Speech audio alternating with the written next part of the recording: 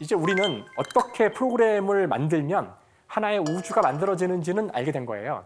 하지만 그 게임, 그 프로그램이 구체적으로 어떻게 움직일지, 어려운 말로 알고리즘이라고 하고요.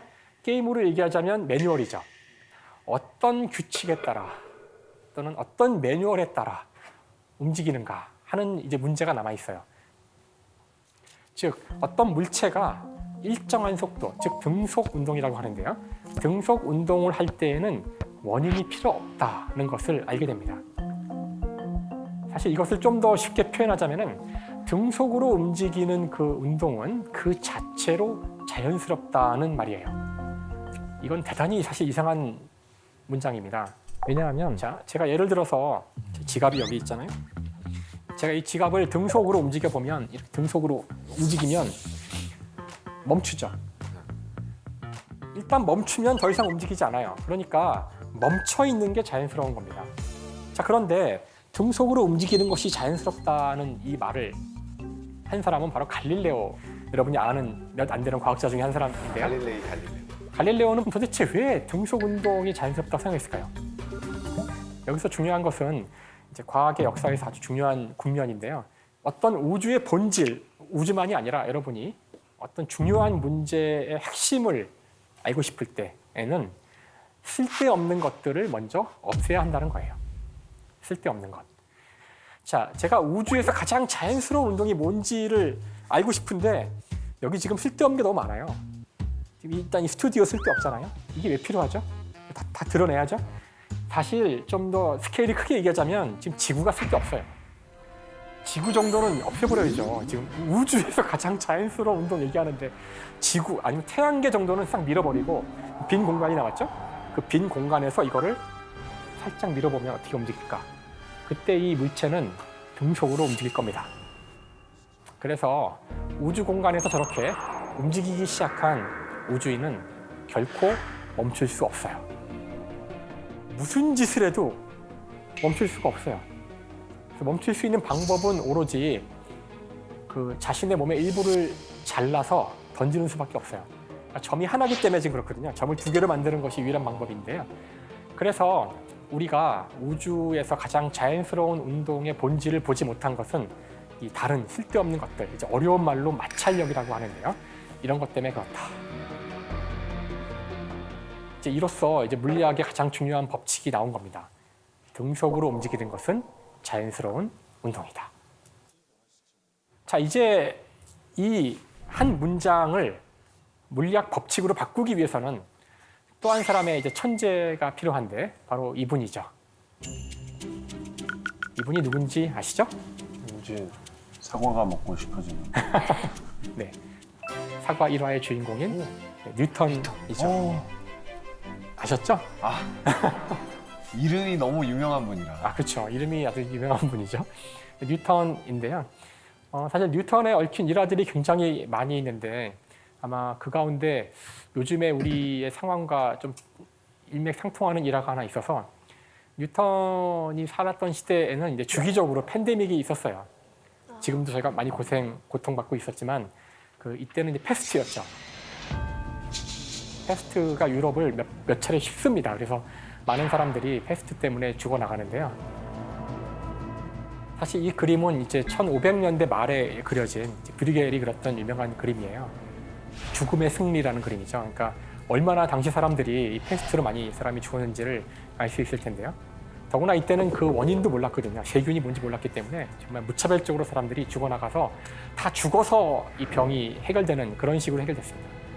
어쨌든 그 뉴턴이 살았던 1665년에 런던에서 또 이 패스트가 창궐하는 바람에 학교가 다 휴교를 해요.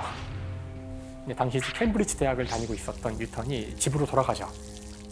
그 이듬해에는 여전히 아직 패스트가 정리가 안 된 상황에서 런던에서 또 대화재가 일어납니다. 그래서 2년 동안 학교에 가지 못하고 집에서 이제 공부를 하게 되는데 바로 이 2년의 기간이 기적의 해라고 하는 바로 여러분들이 알고 있는 뉴턴의 법칙이 만들어지는 해가 됩니다. 그래서 2020년이죠. 전 세계적으로 코로나 팬데믹이 왔을 때 저희도 그때 학교가 다 휴교까지는 아니지만 다 대면을 못하게 되고 비대면 수업을 하고 할 때 물리학자들끼리 야 이제 우리도 뉴턴이 돼야 될까? 난 왜 맨날 아무것도 안 하고 잠만 자고 있는 거지? 하면서 되게 그 많은 스트레스 받았어요. 어쨌든 이 시기 동안 뉴턴은 정말 이 인류 역사에 남길 만한 중요한 발견을 하게 됩니다. 바로 뉴턴이 쓴 책이죠. 프린키피아라고 알려진 책이에요. 그 법칙을 집대성한 책인데요. 바로 데카르트의 방법 서설이 쓰여지고 50년 뒤에 나온 책입니다. 데카르트의 책을 당연히 뉴턴 정도의 사람이라면 읽었을 거고요. 세상의 철학을 수학적 방법으로 해라. 아마 그 가슴속 깊이 새기고 있다가 갈릴레오의 이야기를 수학적 방법으로 물리법칙을 기술하는 책을 쓸 때 정확히 데카르트가 하라는 대로 쓴 겁니다. 그래서 자연철학의 수학적 원리죠. 뉴턴은 실제 세 개의 공리를 여기서 제시합니다. 오늘날 우리는 더 이상 이것을 공리라고 부르지 않아요. 이것을 뉴턴의 법칙이라고 부릅니다. 뉴턴의 제1 운동법칙, 뉴턴의 제2 운동법칙, 제3 운동법칙. 이젠 법칙이 된 거죠. 그래서 이것이 정말 법칙이라면, 이것이 정말 공리라면 이 책에 나오는 모든 내용은 다 참이에요. 그것이 여러분이 물리를 믿는 이유입니다. 물체의 위치를, 미래의 위치를 여러분이 숫자로 정확히 알 수 있어요. 왜냐하면 이 책이 수학적 방법으로 쓰였기 때문입니다. 여러분은 이제 왜 물리학자들이 수학으로 하는지를 아시게 된 거예요. 어떤 학문 분야가 수학으로 되어 있다는 뜻은 그 학문 분야는 틀리지 않는 미래에 대한 예측을 할 수 있는 방법을 얻었다는 뜻입니다. 드디어 인류가 고대 그리스 이래 우주를 이해하고 싶었는데 그걸 이해할 수 있는 가장 성공적인 이론을 만든 겁니다. 그래서 저는 물리학은 가장 성공적인 철학이라고 이야기해요. 그래서 이것이 바로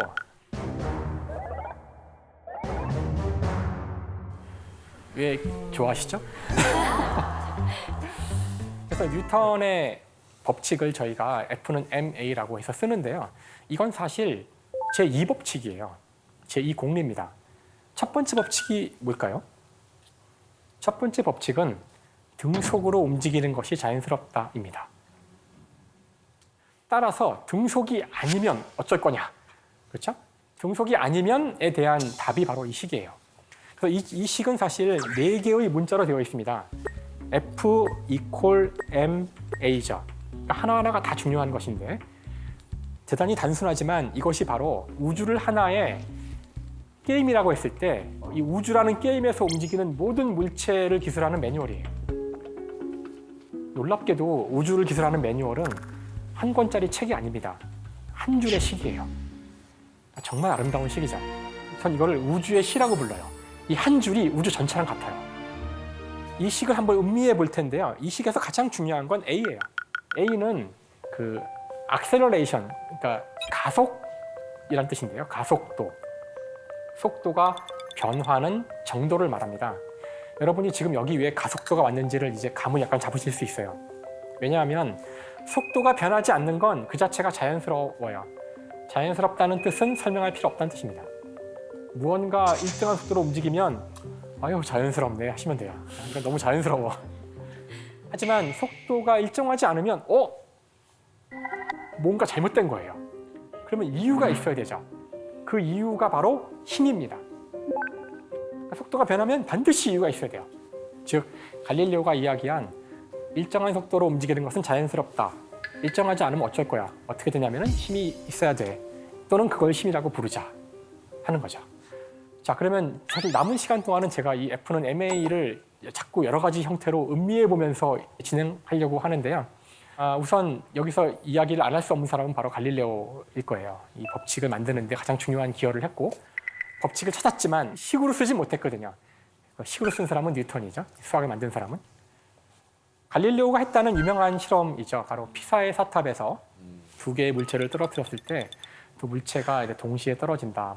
뭐 이런 이야기를 남긴 유명한 이제 실험이라서 여기 피사에 가보신 분들은 아시겠지만 거의 정말 난리입니다. 난리.